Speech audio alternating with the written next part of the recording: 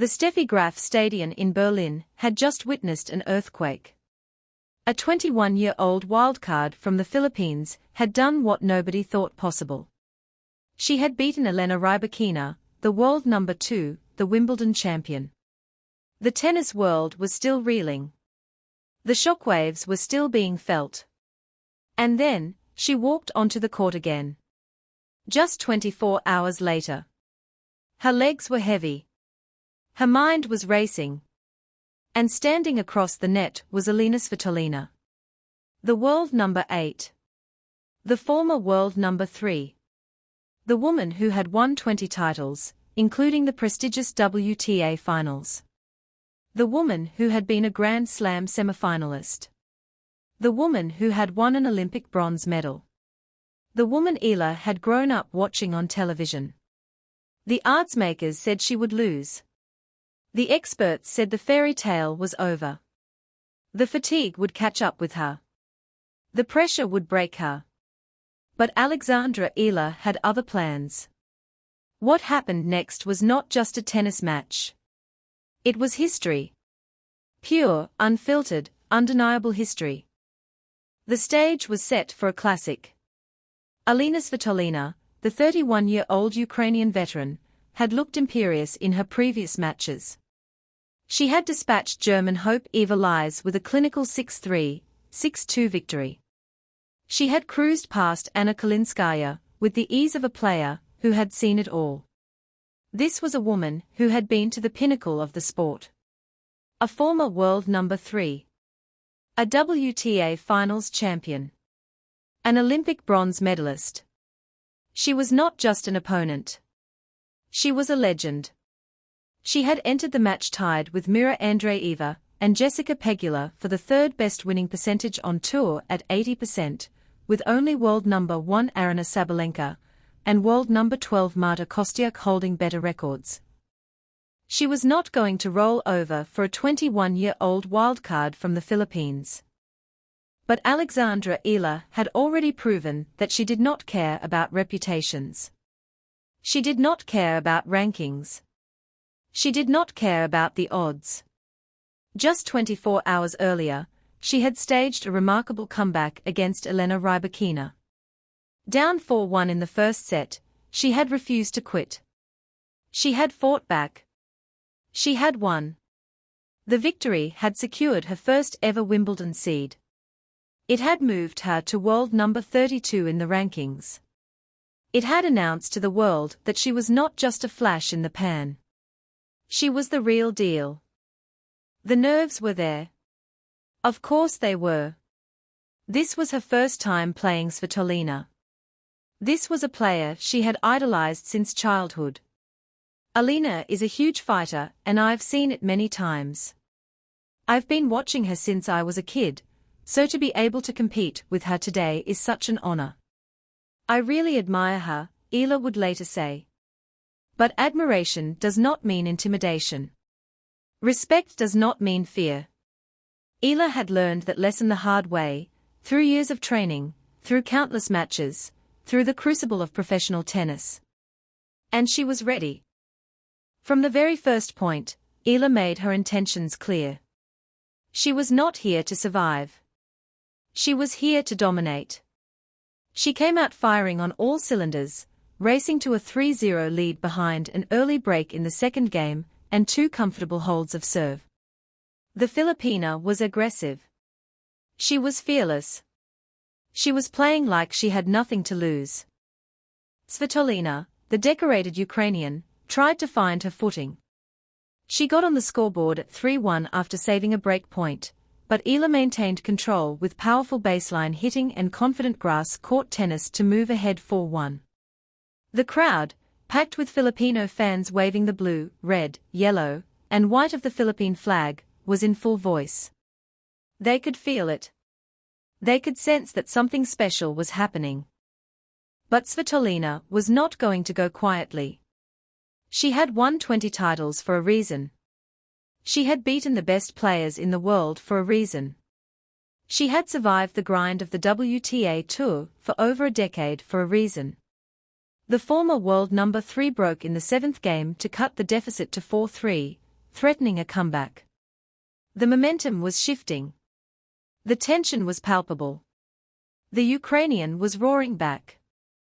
Eala, however, remained unfazed. Unfazed by the setback, the Filipina struck back with another break in the 8th game before confidently serving out the opener in the 9th, capping a strong start with a 6-3 first set victory. The set had lasted just 33 minutes. It was a statement. A declaration. A message to Svitolina, to the tennis world, to everyone who had doubted her: I belong here. Despite Svitolina finishing the opener with more aces, Eala still had a better first serve percentage of 69% compared to her opponent's 62%, and led points won as well at 15-11 in the opener. She was not just playing well. She was playing smart. She was playing like a veteran. She was playing like a champion. The second set was a test of everything Eala had learned. A test of her resilience. A test of her courage. A test of her ability to close out a match against a player who refused to go away. Eala came out strong, grinding out a marathon opening game that lasted 18 points before securing an early break. She then consolidated with a hold of serve to move ahead 2-0. But Svitolina mounted a response befitting a player of her pedigree. The Ukrainian held serve before breaking in the 4th game to level the set at 2-2 and briefly wrestle back the momentum. The crowd held its breath. The Filipino fans, who had been screaming just minutes earlier, fell silent. The dream was starting to slip away. Eala, however, had other plans. She quickly turned the tide once more. Eala produced breaks in the 5th and 7th games, sandwiched around a pair of holds, to surge ahead 5-2 and move within a game of the semifinals. She was one game away. One game away from history. One game away from the biggest achievement of her young career. To her credit, the 31-year-old Svitolina refused to go away quietly. She broke in the 8th game and backed it up with a hold to trim the deficit to 5-4. The tension was unbearable. The crowd was on its feet. Every point was a battle. Every swing of the racket was a war. Eala faced a critical moment. She was down 0-30 in the final game, serving for the match. The pressure was immense. But the Filipina showed remarkable composure. She won 4 consecutive points, sealing her victory in 1 hour and 23 minutes with a backhand winner. She had done it. She had beaten the world number 8. She had beaten the woman she had grown up watching. She had reached the semifinals of a WTA 500 event for the first time in her career. Eala finished the match with 19 winners and just 9 unforced errors, controlling the match from start to finish. The moment the final point was won, Eala dropped her racket.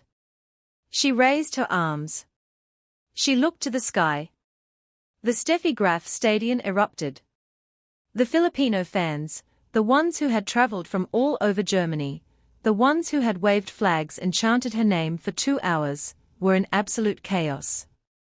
They had witnessed something extraordinary. Something historic. Something that would be talked about for generations. I can't believe it. I'm in shock right now, Eala said after the match. The words were simple, but they carried the weight of a young woman who was still processing the magnitude of what she had just done. She was in shock.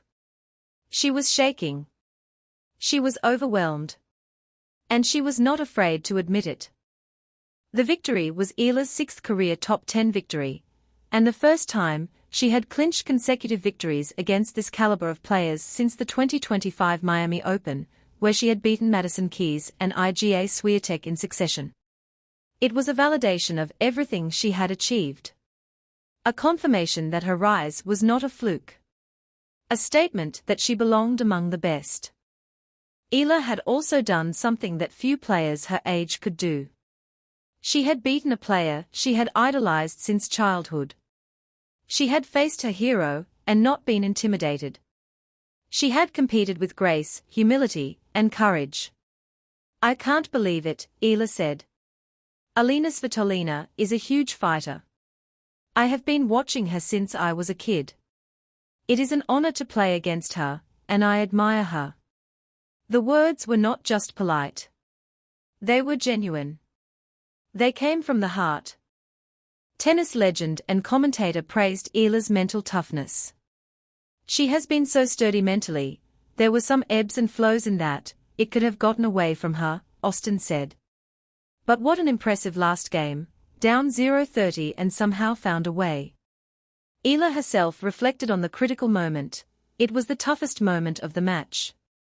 It wasn't easy, especially when she came back and became more aggressive. A lot of factors were at play, but in the end, I was able to imagine everything that was left in my brain, and it ended well." The victory over Svitolina was more than just a tennis match. It was a milestone. A moment that would be remembered for years to come. Eala had beaten the world number 2 and the world number 8 in back-to-back matches. She had secured her Wimbledon seeding. She had moved to world number 32 in the rankings. She had proven that she could compete with the best players in the world on any surface, any day, any time. She had reached the semifinals of a WTA 500 tournament for the first time in her career. But Eala's legacy is not just about the victories. It is about the person behind the victories. It is about the young woman who called her dad after beating Rybakina, screaming with joy. It is about the young woman who spoke with such genuine admiration about her childhood hero. It is about the young woman who has inspired an entire nation, a nation of over 115 million people, to believe that anything is possible. Eala's impact extends far beyond the court.